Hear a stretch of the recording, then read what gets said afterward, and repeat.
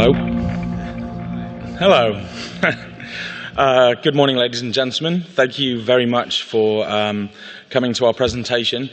I just wanted to say a big thank you to the ArenaNet team and our community. Izzy and I are obviously a small part of this team, and we're here to represent the whole of the group. So a big thanks to them.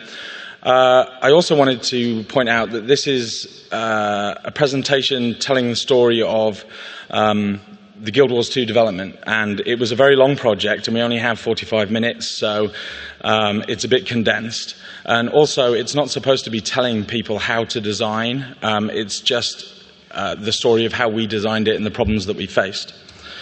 With that in mind, we've broken the presentation up into 6 short stories.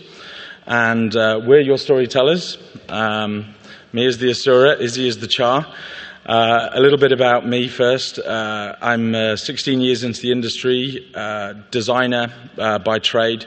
Ironically, I joined ArenaNet as a producer to help land the game, and now I'm looking after the design team. Izzy? Hello. I've been working in games for about 13 years. I joined ArenaNet about 9 years ago, and I've been doing design with them ever since. I took over doing lead design right after we shipped, and here we are today. All right, so Guild Wars 2 kind of had an interesting start. It actually didn't start out as Guild Wars 2. Very first, right in the beginning, we started out with Guild Wars 1 title, and we had a goal for this Guild Wars 1 title. It was Utopia, and our goal was really to try to bring these new branching missions and new professions and mounts to the Guild Wars 1 universe. We had all sorts of different ideas, but the Utopia was this big island, and the island would kind of have every week you could go through different branching missions, and then those missions would kind of change, and then after 6 months it would reset. And so we really wanted to try to look at Guild Wars 1 universe and decide how we were going to try to bring kind of some new persistence to the Guild Wars 1 universe. And so this brought up some really fun conversations, and we really started talking about what that was going to mean in the Guild Wars game.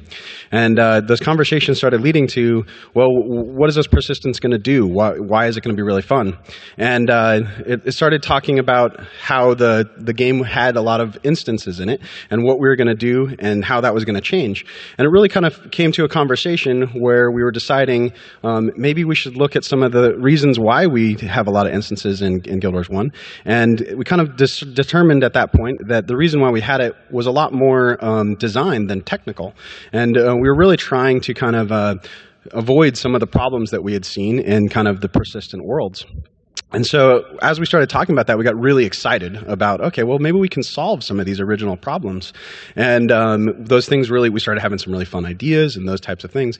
And that really led us to thinking, well, if we put those ideas and start changing a lot of stuff for Guild Wars 1, we're going to really alienate a lot of our player base, because we're drastically going to be changing the way the game is being played. And so that kind of led us down the route of making Guild Wars 2. So we really started talking about what we wanted to do for Guild Wars 2 and how we were going to do it, and there was some interesting challenges. We really had a handful of things, a lot more challenges than what we're going to show here, but we're just going to talk about a couple of the key ones. And so we had this big goal of really making this new MMO that was going to solve some of these persistent problems and some things that we wanted to see in combat. And we really got to that goal, and because we like to play a lot of MMOs. We've made MMOs for many years, and we're really trying to think of what is it that we would do? How would we make a new MMO if we were going to do it? What were the things that we were going to change? And so this really came to a few big pillars that we had kind of played with. We'd really kind of come to the conclusion that we wanted to change up the way that content was delivered to players. We wanted to solve a problem that we had seen time and time again when we were playing MMOs, that people would kind of get into the MMO and they would spread out away from each other and kind of almost play the MMOs in a more of a single player experience and not together. And so we thought, how could we solve that problem? We also were looking at a lot of the combat systems and saying, you know, the combat's gotten a little stale. You kind of stand in front of the monster and you don't really move a whole lot. And so we thought, how could we make combat a little bit more dynamic? And then we started also talking about how could we bring different types of story elements to the game. And so those became kind of our pillars and our goals for making Guild Wars 2. Another interesting challenge that we had and some debates was once we decided we were going to do Guild Wars 2 was what kind of technology were we going to use. Our original thoughts were we going to use our Guild Wars 1 technology and build upon it and start making a new game, but using a lot of the pieces from our old technology. As we started talking through all these design elements and things that we wanted to add to the game, we really started deciding we should build a new engine. We have all these new ideas. We really need to make sure that our engine supports all of those, and we're not constrained by anything. And so we started down the path of making Guild Wars 2 from the beginning. But this left us with an interesting problem. We had a fairly large company that was working on Guild Wars 1 at the time, but we didn't have all the fundamentals and the basics of our engine ready to go for us to start implementing right away. So we kind of broke our company up into two pieces. One piece was working on building all the fundamentals, the technology, getting all the engine ready to go for us to implement. And the other one went back and started making another expansion for Guild Wars 1. But this time with some of the goals was to bridge the distance between the two so that Guild Wars 1 players that were playing could easily see the transition from the lore and the story and all the different characters into Guild Wars 2. And so we ended up making the expansion Eye of the North, and really allowed us to show off and see the races and the different pieces and create this nice bridge between the two games. But it left us with a problem as we were doing that. One of the reasons we decided to do Guild Wars 2 was we didn't want to alienate our old player base. And so here we are making a new game with a bunch of interesting new things, and we were worried that we were still going to do that. And so we started having a lot of discussions about how do we kind of bridge the gap between that, not just in a lore and a feel place, but some accomplishments. And so we added a system into the game that we called Hall of Monuments, and it was really a way that your accomplishments in Guild Wars 1 could carry over to some rewards in Guild Wars 2. And this really helped us kind of solve that problem. So then we moved on to how are we going to fix some of these things? How are we going to redo and change some of these core fundamentals that we thought would be interesting to redo? The really, set of kind of core pieces that we ran into were some events, the way players were interacting, how loot and player distribution was, and how to teach the game and everything being different. And then, of course, endgame. So the first one was our content delivery system. Why did we want to try to change that up? Well, as I was discussing before, we saw a lot of players go into the game, spreading out, playing the game by themselves. And a lot of this we thought was because when you got into the game and you started playing through, whether it be quests or more directed story pieces, and your friends started coming around, if you weren't on the same place as them, then it was really hard to play with them. And this kind of led to a lot of people spreading out. And so as we started looking at our content delivery system, we said, how do we make a system which kind of brings people together instead of forcing them to spread apart? And so we built what we called events. And these were really content pieces that were kind of more location-based. They were out in the world. And as you would wander through the world, these events would appear, and anyone could kind of participate in them. And so this really allowed players to just come together in order to solve the problems that were happening in the world. It also really made the world kind of alive and changing and things like that. I really liked. But we ran into some problems with that. When we first did events and we first put them in the game, we had the whole map, and we were showing every event that was on the map. And so what happened with the players would get in, and we'd start playing it, and you'd see this event way off, and you'd start running down there to complete it and all excited, and then the thing would complete right before you got there. And so we found that the farther away the events were, the more likely the player was to not get there in time, and it was creating some frustration.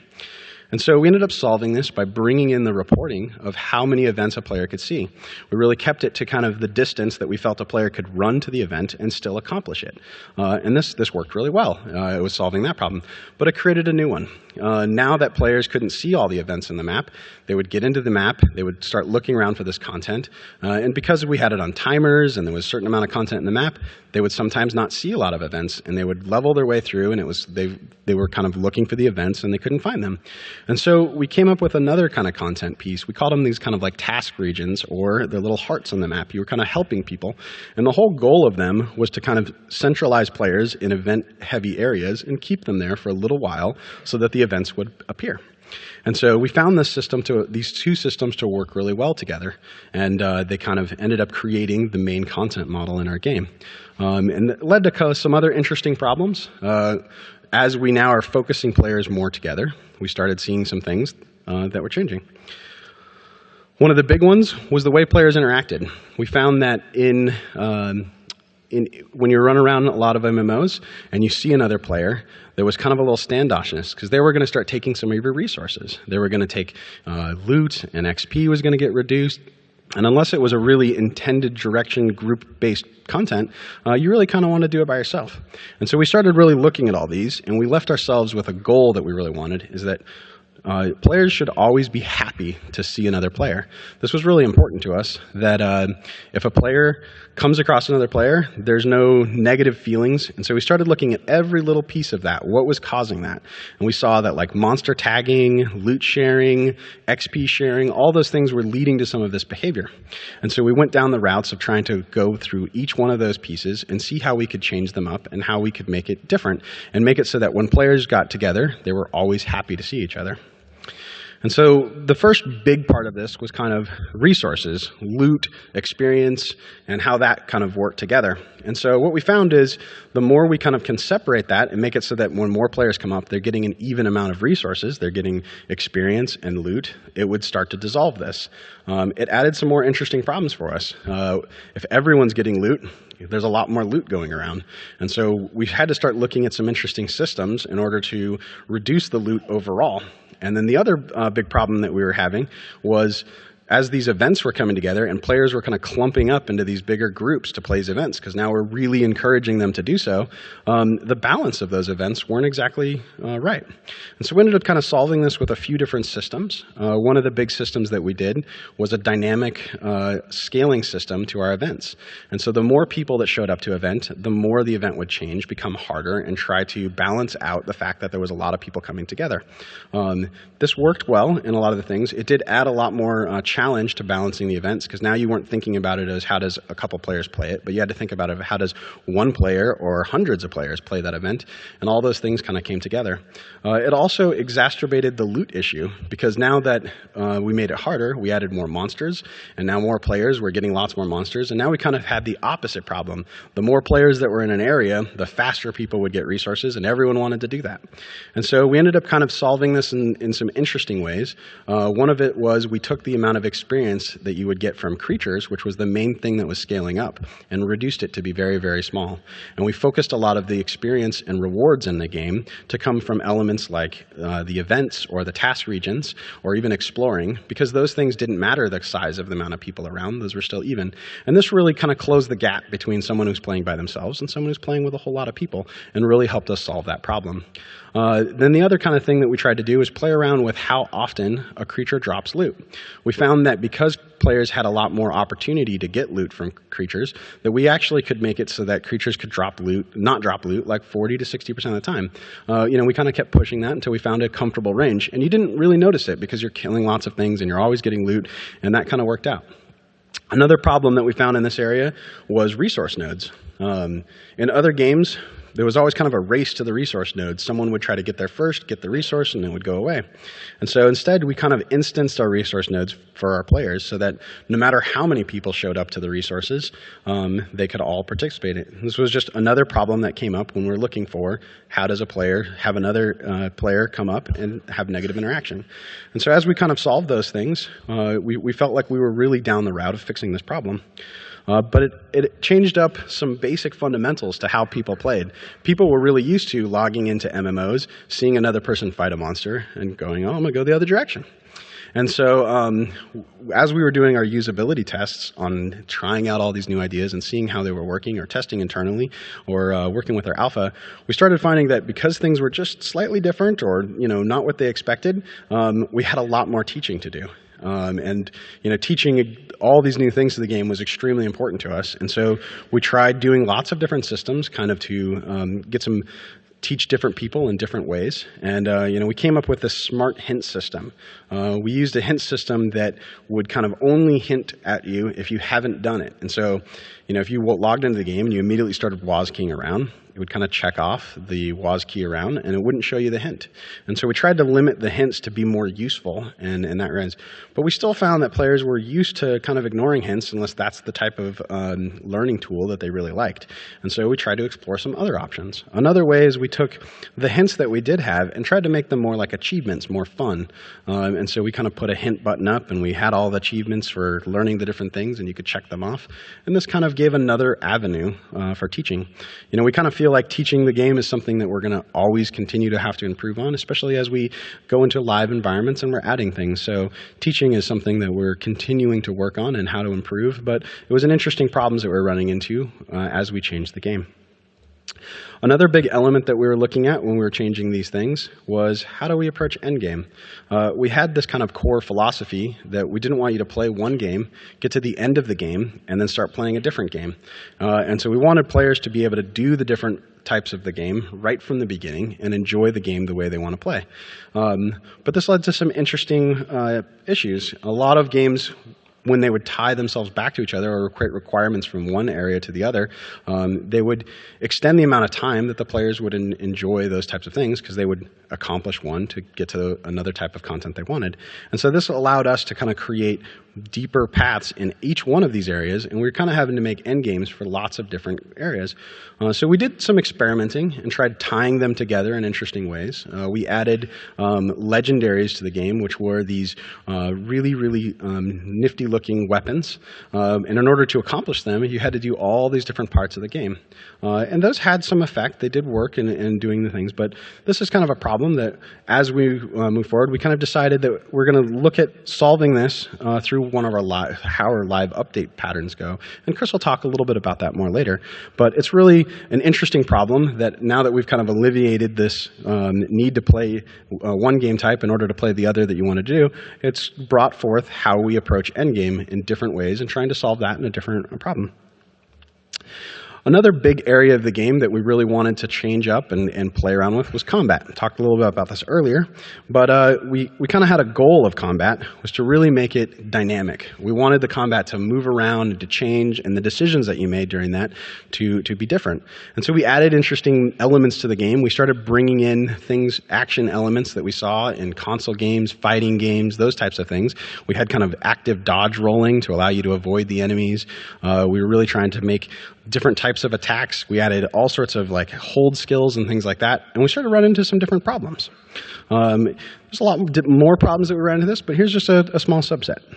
The first big one that was really kind of causing us a lot of issue was the camera. In Guild Wars 1, we had this camera that was really far back, and it was kind of a tactical view of the game, and that was really interesting, and it worked well for what we were trying to do. But now that we're trying to make things more action-oriented, we try to take a cue from the other games that we played that did that and bring the camera in closer. This also had a good element of showing off some of the art and the models and the detail in the environment, and so we really liked that example. But it came with some problems.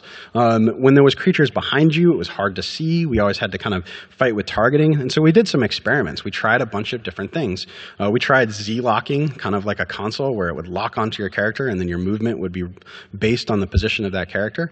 And that worked. It did a lot of problems, solved a lot of those problems, but people didn't like their camera being taken over, especially in a PC game. They liked having full control over it.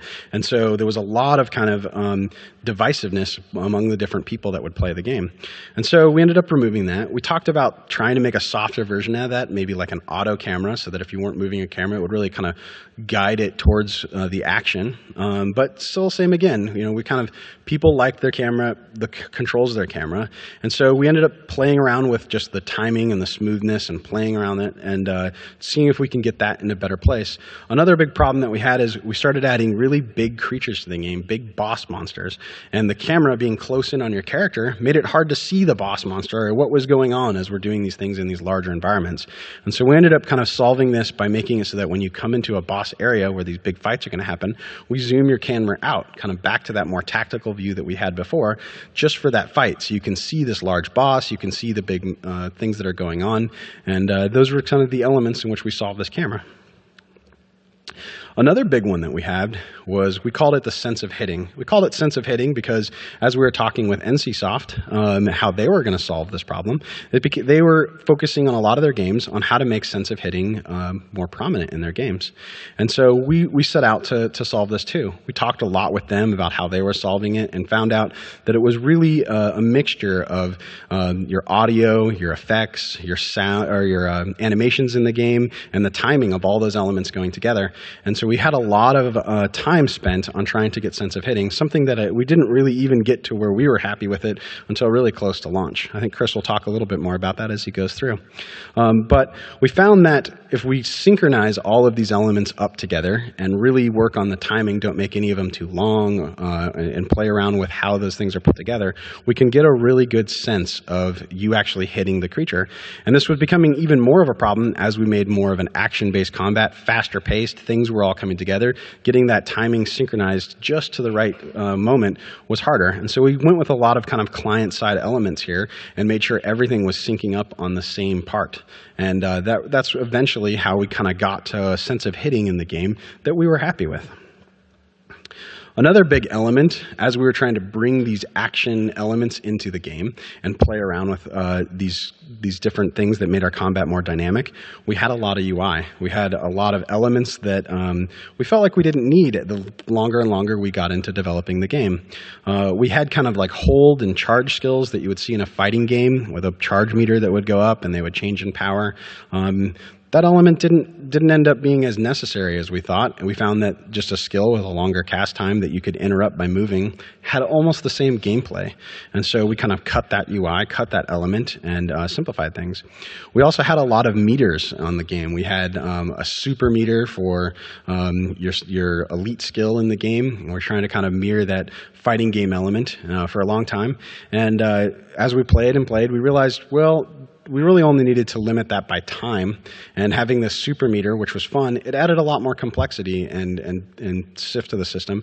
We ended up saving that mechanic and using it for a mechanic for the warrior, but we tried to kind of simplify our overall mechanics and keep them away from a lot of resource management because we found that that was adding a lot of UI to our game and kind of making it harder for you to enjoy combat.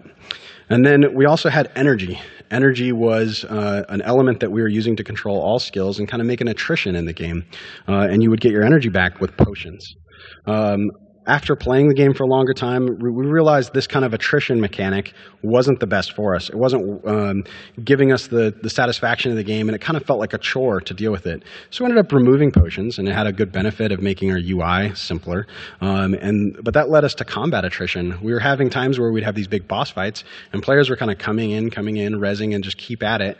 And there wasn't a lot of things to attrition them down so that they would be defeated on the boss unless they worked together. And so we started looking at different elements. Death was a lot easier in our game than a lot of the games, and so we ended up adding a small element that if you died rapidly more and more, that it was harder to get back to where you back in the action. And this ended up becoming our main kind of combat attrition mechanic, and it worked out well for us.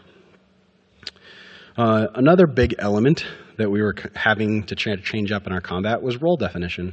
A lot of games had really solid, clear role definition by their professions or their classes.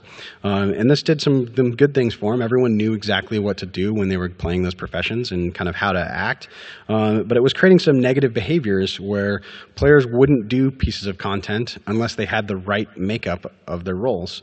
And we were kind of going back to that original goal of making players always happy to see another player. And we found that this was a negative area where if you had 4 people together and you were waiting on this one role and some other people came up and they wanted to play with you, you're like, nah, I don't want to play, and we want this one role. And so that led us down to trying to split up the role definition and redefine the way that was worked. And we ended up trying to make it so that each and every profession in our game could fill that role in different ways. But this came with some pretty interesting challenges. We took the kind of support or healing role and we split it up among all of our professions and made it kind of a central skill that you would use in the game. But this had a negative downside of it really diminished those players that liked support elements in the game, that wanted to just play without fighting but helping other people.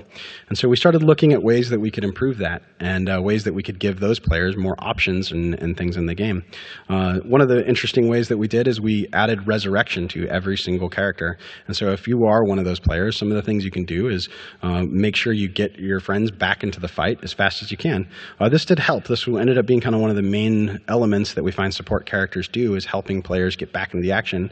We also had kind of a unique down state, which meant you didn't quite die. There was kind of 2 stages to being defeated.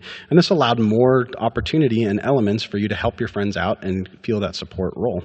Role definition is a tricky thing, especially as we're adding more to the game. It's something we're always trying to improve, especially with our new mechanics and things that we put in for each profession. But it's really an interesting problem where we're trying to solve that negative players coming together, or negative players, and wanting everyone to be happy when they see this. And we felt like that goal has been an interesting one as we move forward. And with that, Chris is going to talk some about microtransactions and how we approach those problems. Thank you, Izzy. Careful not to spill this on my laptop.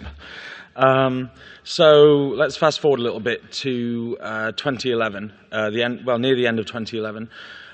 Guild Wars 2 had always been designed to use microtransactions. It's core to our revenue model, and the better we do in this area, the more we can build the world and create even more exciting experiences for players. And our goal was to basically create an accessible, fun, and compelling store. And these are some of the challenges we had. And the first ones we really had were we wanted to make sure, we really wanted to understand the microtransaction kind of marketplace in terms of how the community views it on different games, the different types of games that have microtransactions in them, and so on. And so we spent a great deal of time doing competitive analysis and talking to our community about what they would want. And we really didn't want to, because it was so important to us, we really didn't want to alienate the community by effectively forcing them to spend. And one of the ways that we went round kind of like working out what was going to work and what wasn't was when we started thinking of the framework for the microtransaction delivery system, how it would function. We would put that up against what we would call a risk mitigation matrix, which would have several areas that you would look at. So how would the community respond to this feature? How would it affect the economy? And so on. And so every time we came up with a new kind of microtransaction idea, we would rate it against the game, and we'd also talk to our community, specifically the alphas, and kind of get that mind share with them so that we knew that we were going in the right direction. And then also we had noticed that companies or other companies that had basically been doing microtransactions, one of the traps that some of them had fallen into is that they hadn't clearly explained their intentions behind the microtransactions, what they wanted from them, how it was going to benefit the players and so on. And so we also worked very heavily in terms of how we were going to message how the system was going to work, talking to our marketing group, talking to the community, and really getting our verbiage around our goal very clear in that regard. We're also, I think everyone knows that we're a very community-centric company, and we really wanted, like I said, to create something that was monetizable, but also at the same time, it wasn't a barrier to entry in terms of, I have to buy this to enjoy the game. And that was quite a good forcing function in terms of, well, what do we do? What can we provide that's going to be fun? And that was one element of it. And so one of the core pillars for us was fun. And then the other one was also providing a service. We're big believers, and we argued this a lot, and we came to the conclusion that we're big believers in the fairness of the time versus money paradigm, and came to the conclusion that that's not a bad thing. There's a lot of taboo around it, and instead we use that to basically create a more fair and valuable system for the players. So, but at the same time, we wanted to ensure that we were making money from it. So from a service point of view, we wanted to make sure that the services that we were providing, whether it was transmutation stones to change the look of your armor, or keys to open chests, that they were something that were reusable, something that the players could do again and again and again, and that would provide a good revenue stream. And we also wanted to make sure that the services and the items really complemented the world and the player experience. We wanted players to be able to customize not just how they look, but customize, how they were going to spend their time. If they only had an hour, then maybe they would use some service items. If they had longer, then they didn't feel compelled to have to use those. And so really the goal for us was to create items and services that, complemented the play experience rather than define it. And for us, that was really key. And so, prior to when we were working out the microtransaction philosophy and researching into it, one message that we'd got from more experienced developers in this area was, you've really got to get your core categories right before you ship. You don't want to kind of do a bait and switch after launch and suddenly a new core category comes out and you find out that either the community doesn't like it or it's just something that they're not going to spend on. So again, we had a lot of mind share with the community, found out what they wanted. We based a lot of our decisions on the metrics from our beta weekend events, research and focus testing, and we had got to the point, and I'll talk about this a little bit later, where we were confident of the system prior to launch, and so that was a really good situation to be in. The system itself, or the delivery system, obviously a big learning. I'm sure everyone in the room knows that there needs to be minimal barrier to entry. And we came up with quite a few ideas initially that kind of got thrown out of the window. One of them was we were going to have, inside your inventory tab, the consumable areas, if you ran out, it would blink, and then if you clicked on it, it would take you to the store. That was found to be a little bit too much, in the player's face, and the word we used was kind of offensive. And so there's an example of an area that we kind of deviated from. And then we started talking about, well, if we really believe in this system and we really believe that we're providing a service, which we do, then, how, if it's a service, then couple it with other things that are useful to the player. And so the design, we ended up coming up with this design, which is, for those that have played, this is when you click to go into the Black Lion Trading Company, which is kind of our MTX system. It also, on the is it left? Yeah, left-hand side of the screen for you, you could see the tabs going down the left. When you go into this page, the trading post is there, economic tools to help the players in terms of making money are there, all the useful tools in terms of items and services are all in the same area. And so whilst it's very much in the face of the player, when you load it up, the first thing you see is the microtransaction store. It's also extremely useful, and the reaction to it was extremely good, and so we were very, very pleased with that. Other ideas we had were spawning golems in the world that would basically be your microtransaction store and things like that, but ultimately we settled on this area, and you can see that, you can see your recent purchases, you have lots of options that are non-related towards the microtransaction system itself, and so that worked really well. Our main goal in terms of non-offensive was nothing should feel unfair to anyone. We didn't want any kind of pay-to-win philosophy in the game at all. We wanted to make sure that anything that you could get, any service that you could get from the microtransactions, you could also get from the open world. And like I said, time versus money was something that we discussed a lot and ultimately settled on as a paradigm that we respect. Okay, so fast forward to 2012, and we were all pretty sure that this would be our year in terms of launch. Our goal was to basically create an open beta framework where the real priority was to get the community to say to us, okay, this game's ready to launch. We were really looking to them and our team and partners to see how close we were in terms of launch readiness. And that was our focus in that area. But it raised a number of challenges. The challenges that we kind of had were we were also finaling the game. We had we had quite a few areas of the game that still required completion, and at the same time we were going to be doing these weekends where we were showing off the game, and so we aligned the schedules to ensure that the milestones and gates occurred at the same time, which in turn gave us a lot of iteration time. One system that we came up with to rate our readiness we called it the go, no-go criteria. And again, it's kind of like a risk mitigation matrix. You've got metrics on retention. We want to find out, are microtransactions working? Is the game fun? How much more do we have to complete of the game by a certain time? And so we would basically, during the events, we would speak to the community, speak to ourselves internally, and rate whether or not we felt we were ready to go or not go. Obviously, this required very precise scheduling, which the team was really effective in. We were able to really understand exactly when work would be coming in, and that afforded us large amounts of iteration time.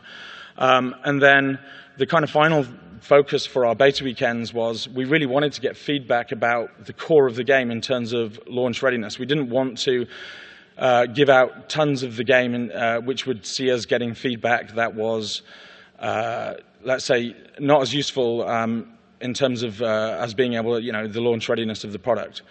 So during this time, we asked everyone on the team and our alphas to play during the weekends, and everyone did. And so we were all in the office, and we had food and beer, and it was kind of a party atmosphere, and the families were invited. And it was a really good experience for us because we'd been working so hard on the game. We didn't really have time to go and play with the community, and so when the doors were open, getting the opportunity to actually go in and play with everyone was just fantastic, and the response was great. We did things like created a guild for the press, and we would be in the guild with them, and we would hear their comments, and we would play with them. We set up Ventrilo channels for the community, and we would, run around in the world, find a player, and then talk to them and go and adventure with them and find out what they liked and what they didn't like. So we built up this really close connection.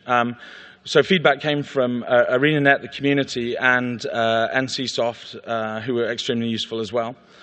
And then when we got that feedback, we would have buckets of feedback that would come in, and the more the feedback filled in a bucket, the more it would become a priority for us. And so we would meet with the lead groups and talk about, what do we think about this? We would prioritize it against our go, no-go strategy. We would prioritize it against our core pillars. And we would then work out exactly what we were going to do, and then we created strike teams. So you've got to bear in mind that there were quite a few features and systems that were coming in, arguably late, that we needed to basically get good turnaround on, good iteration in a small amount of time. Izzy mentioned earlier about combat, the sense of hitting, which we really weren't that happy with until we started doing the beta weekend events. And what we did was we went through all the issues, we got the whole of the team in regard to that area together. We would find out what the problems were, we would work out how to solve them, and then every day we would meet and look on a large screen as to how we've improved it, and the team would talk. And over, I think it was a period of 2 weeks, we came to the conclusion that we were really happy with the sense of hitting. So that was a huge win for us. And what we found was, as we were doing this, we were building ourselves more and more iteration time. And I think it's fair to say that, I've worked on a lot of games. The landing of this game was a lot smoother and a lot more relaxed than any other game I'd worked on. And part of that was putting the decision-making in the team's hands, actually allowing them to talk about what's important, what isn't, how do we solve this. And that was also really good for morale. And then, I was talking about NCSoft being really collaborative. They loved the game. They really wanted to make sure that when we launched, it was the best launch, the best product that we could launch at the time. And they were super good in terms of giving feedback and also just collaborating with us and supporting us during this period. So we come to launch. We launched the game. It's a brave new world. We were really humbled by the amount of people that we had playing. It was fantastic, and I think most of us pretty much played the game for a week after launch and didn't really do much, kind of like work.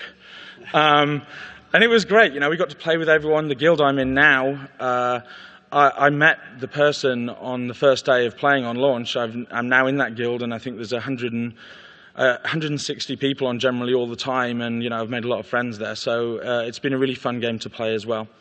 So we like to try and innovate, and we like to create challenges and problems for ourselves. And so on launch, and slightly before that, we decided we really wanted to go for a really tough and exciting goal, which is to create a true living world. Obviously, there are a lot of challenges associated with that, but I think I should try and explain what we mean by that first. So when we talk about a true living world, what we mean is almost a world that evolves in real time, that reacts to the player, where the geography of the land changes, and also the events and situations, change on a regular cadence. And so the way that we're attacking this, and for those who play, you'll see that we kind of do an update every month at the moment.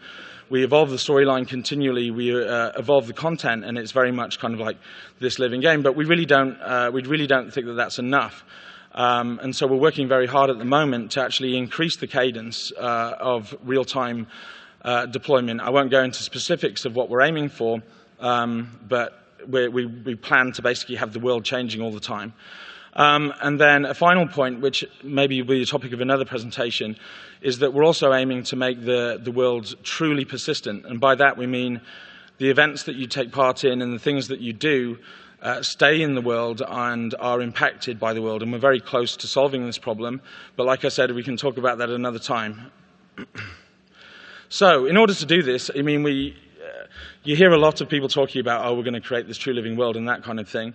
We really wanted to understand, well, how do you do this? We have a team, a very large team. Our live team is massive. How can we get these updates out, every month? And prior to launch, we kind of had a more discipline-centric structure, art, design, engineering. We had strike teams that bridged the gap, but we still had that kind of old-school structure. So we decided that we wanted to put the creativity in the hands of the team. So we broke the team apart and put them into teams that you can see here, which are some of the main core areas of our game. And those teams would be able to make the creative decisions. Those teams would be able to basically choose how they wanted to attack problems. And we would discuss as a group about the priority of each area and then assign resources to each one. So you can imagine that with that, we might have a few communication issues. Because obviously there are so many independent teams. And so one thing we do as a design group is we have a design leadership group, and each team has designers on it and engineers and so on. But we want to make sure we have consistent design. We want to make sure that communication is good. So we have a system called the point of contact system, and the design leadership group is basically assigned to each of the teams that then communicate backwards and forwards, and they act like consultants. And then the central group is obviously aware of everything that's going on, making sure that everything is consistent, that the quality level is very high. We've just started using this system, and it's working really, really well. We've got this monthly cadence. The developers at ArenaNet are very hardworking and very enthusiastic, and we tend to really try and knock the ball out of the park every time. And we found after launch that this could be a bit of a problem in that we were doing so much work that we had very little time for iteration, something that we pride ourselves in very much. And so we realized quite quickly that getting realistic scoping was key. Making sure that we had built in first playable dates, making sure that we knew exactly, the team knew exactly the milestones that they were building towards in terms of review. And obviously, in regard to iteration, it's a hugely valuable commodity because we need to make sure that everything that comes out is to a high quality. And an area that we could certainly do better in, because we're doing so much, is balanced development, which refers to the core areas of the game all receiving as much love as each other. And we've been concentrating a little bit more on certain areas than others, but we believe that we've solved this problem now and we'll be moving forward with more balanced development. Another issue for us, it's not an issue, I mean, it's just a learning experience, is basically making sure that we stay in touch with our community and that they understand what we're doing and what our goals are. We have multiple channels outside the alphas. The team is absolutely voracious in terms of reading the forums and getting in touch with members of the community. We'll phone them up, we'll speak to them on Ventrilo, and we're always trying to maintain the importance of clear and honest communication, but there's no doubt that we can do more, and one of the areas that we were suffering in was we were working so hard and running so fast that the time to actually engage and synergize with the community was diminishing, but that's something basically that we're improving and we're going to get better at. So just to recap on that section, it's exciting that we're doing this living world strategy, and it's something for us that is unique to us. We've not really gone down this path before, but it's something that we're still building. It's not, the whole process around it isn't quite finished yet. It's exciting, but it's also very challenging. And over the next few months, everyone's really going to see that come together, and it's going to be super exciting. So the design group, you could see kind of with the way the presentation's set up that our mantra is problems are a good thing. It's really, we don't in the design group at all, have a go or be angry at someone for raising a problem. If something goes wrong, we investigate what went wrong. We design a new system to make sure that problem doesn't happen again, and we share it with the whole of the team. The creativity is basically shared across the whole team, and we provide a service to the group. And we help translate the great ideas and turn them into content in the game. When you're doing a live strategy like we're doing and having so many people work towards that goal, consistency is super important, and part of that is golden rules. So actually being able to be effective about what's going out the door and making sure that the game is consistent is certainly a challenge and something that we're keeping a close eye on. And then, the final lesson for us, and it's, again, very important, is make sure you get your scoping right so that you build time for iteration. So ultimately, the design group's mission statement is that we're a service provider to the rest of the team. And by this, I mean the wider you cast your net, the more fish you catch. And the analogy that I'm making is our team is very, very creative. Everyone in our team has really good ideas, and it's up to us as designers to basically help them translate those ideas and turn them into great content for our community that they can play. So that's our overall goal. Thank you very much.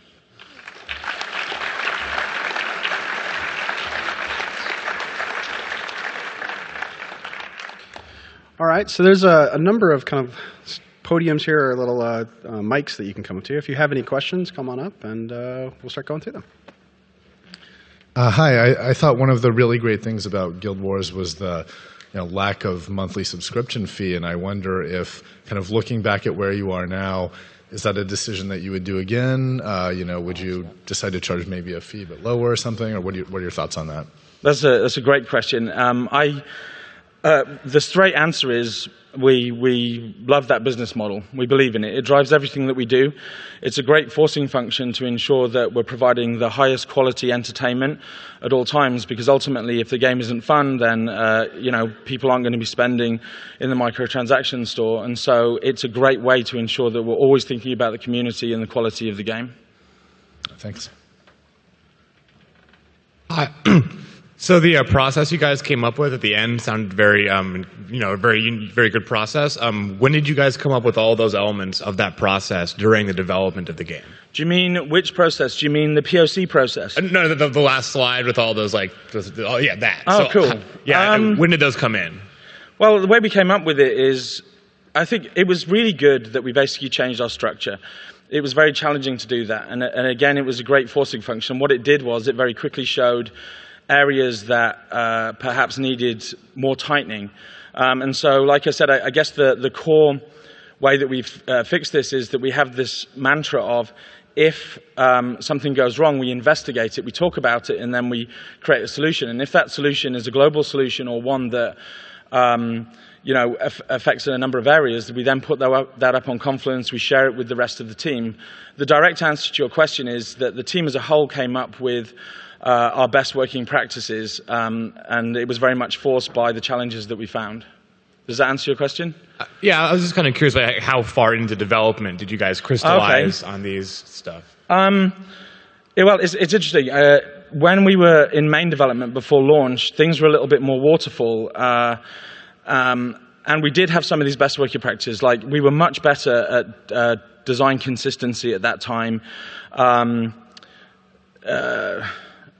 And when we basically went to launch, because we'd changed the way that the teams communicate with each other and the separation of the teams, it was really at that point, I think, maybe Izzy will disagree, that a lot of these best working practices have come to the fore because we've just had to make sure we do them. So basically, before launch, our best working practices were all in order and everyone was clear on them. After launch, the landscape changed and we had to change. So hopefully that answers your question. Yes, thank you very much. Thank you, sir.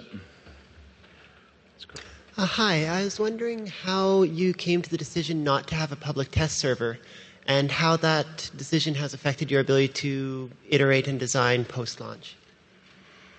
A lot of it's some of our experience for Guild Wars 1 and kind of the infrastructure from the way we develop. We find that we want to get the build out as fast as we can to players, and we want to have a lot of iteration. So we do a lot of kind of internal alpha tests and things like that.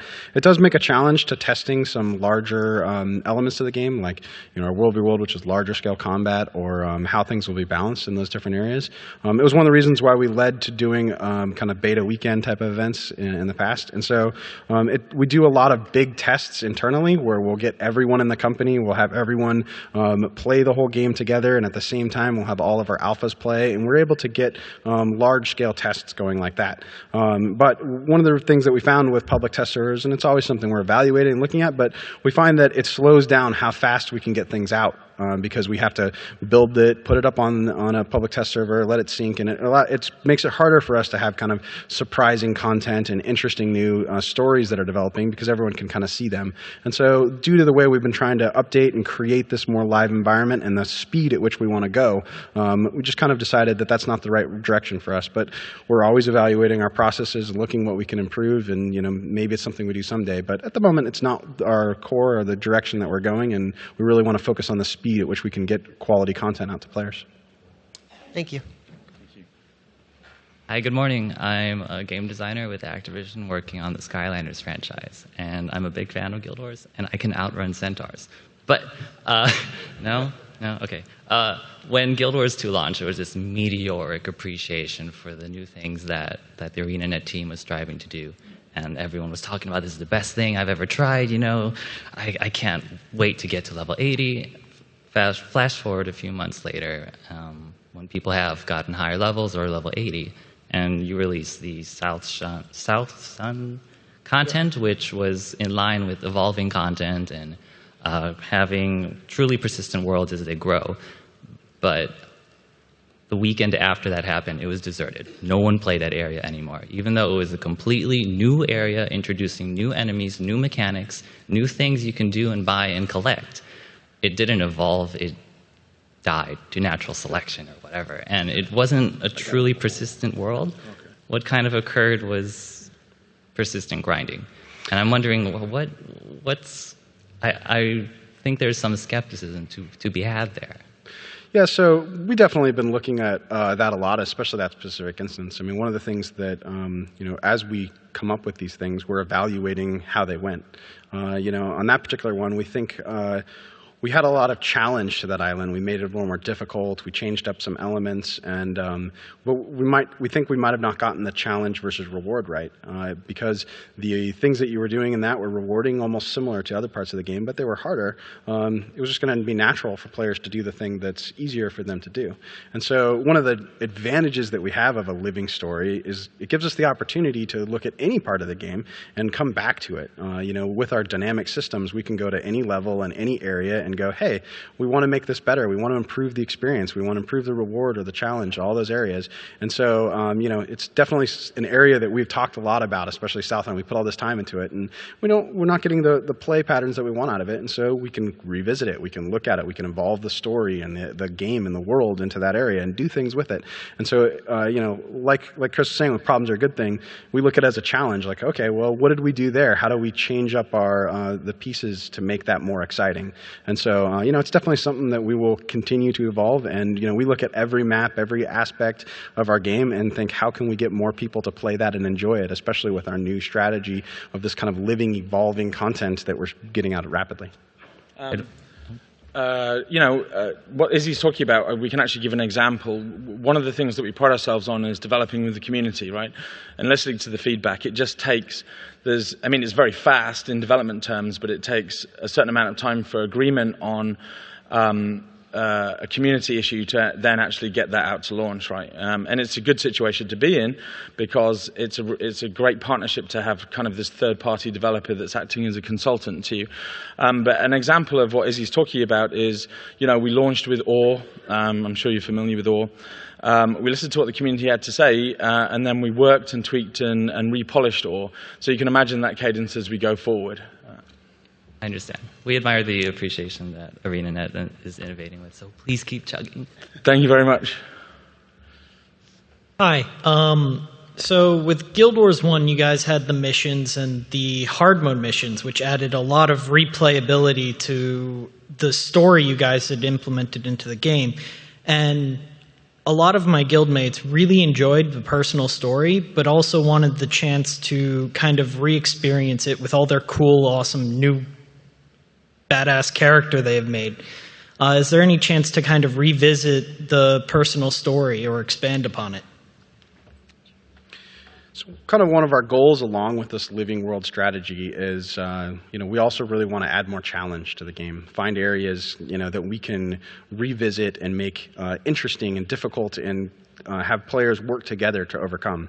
I think one of the things we just recently added was these kind of guild missions, which was a lot of that direction. We were trying to make things that players had to work together in order to overcome.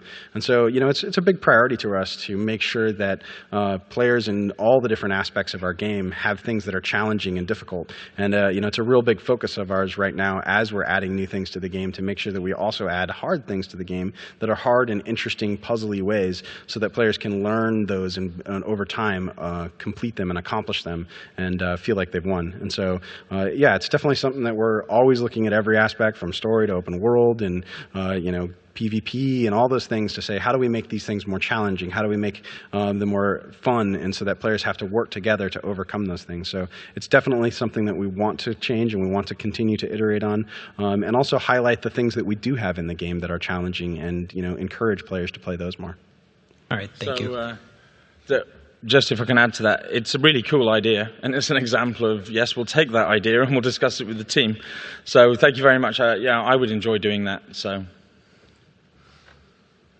Hi guys, just want to say great game. One thing I think I noticed you guys did well was incorporate, sorry for my voice, too much partying yesterday, incorporate all the great elements of the past MMOs and other game genres to really create this really great package. One thing I thought you guys were missing, I was surprised I didn't see this in the game, was kind of greater visibility to what was happening in PvP while you were in PvE. So one game that did this really well was Warhammer Online, where you were always aware when you might be needed to jump into PvP to help with world versus world. And I thought in this game I was surprised that if you were in PvE land, you were just completely unaware of what anybody was doing anywhere else outside of PvE land. Was that a conscious decision because of the level 80 thing, or? It wasn't. We actually had a lot of plans for some of those things as we were moving forward. Our technology was creating some interesting difficulties there. We had a lot of, when a lot of people would go to a map, it would create overflow maps and things like that, and then communicating those elements back and forth became a little bit more of a challenge and things that we had to do. It's stuff that we still want to do and plan on improving the way that goes in, but as we've made World v. World in that area of the game, we've had higher priorities. One we just recently fixed was we had a lot of culling that would go in there, so it was hard to see these larger scale battles, and that became a larger priority for us to fix that. But it's definitely on our list of things that we want to do is improve the communication from those PvP types back into PvE and really make it so that as you're running around the world and someone starts making a big attack on you, you know about it and you can see that. And so it's definitely something that we care about and something that we had planned, and we had a few pieces kind of in there, but we want to expand upon that and improve it. And one of the best parts about an MMO is that you get the opportunity to do a lot of those things and continue to ship and add features as in the priority that you find them. But right now we were fixing some of those big culling issues where there's lots of players, and so now we've got it so we can see tons and tons of players on the screen all at once, and we'll start to look at our other problems and what we want to fix in that area, and that's definitely something that's on that list. Okay, cool. It just seemed like that fits within what you were describing as a living world, to have all one cohesive kind of, PvE and PvP. We definitely think that it's part of the strategy of improving that area as well. Great, thanks. Thank you. I've played Guild Wars since I think 2 months after the original Guild Wars released, and it's just been amazing. One of the things that I'm a little disappointed with Guild Wars 2 is the inability to search for a party to go on a dungeon raid. And I know I've read some articles from you guys that you guys are going to work on that. But I mean, is that coming? And what's the difficulty that you're having with developing that kind of system for players? So I've got some good news for you. It's on its way. So we've been developing it for a while now, and it's coming soon. Okay, good. For me, I mean, like I said, it's a big thing because I'm very focused on, like, I have to go in the right order of the dungeons to get the whole story. So I've refused to allow myself to touch endgame until I get those other dungeons, and just, you know, standing in lines art shouting like, "Hey, go run story with me, please," is really just dragging me down. Yeah, I mean, let's be honest. It's something that we should have launched with. I think it's probably the key want, the highest need from our community currently that we're hearing. I'm not going to say exactly when it's going to come out, because one of the rules we have is we will have our schedules and we'll get it to a certain point and we'll review it. And if it isn't of a high enough quality, it'll move to the next milestone. But let's say it's coming soon. But I recognize your need, and yeah. So that's Okay, cool. thank you very much. Thanks. And before I forget, we were told to remind people to do something with the evaluation cards on the way out. So, any more questions? One more question? No more questions? We're done? Great. Thank you very much.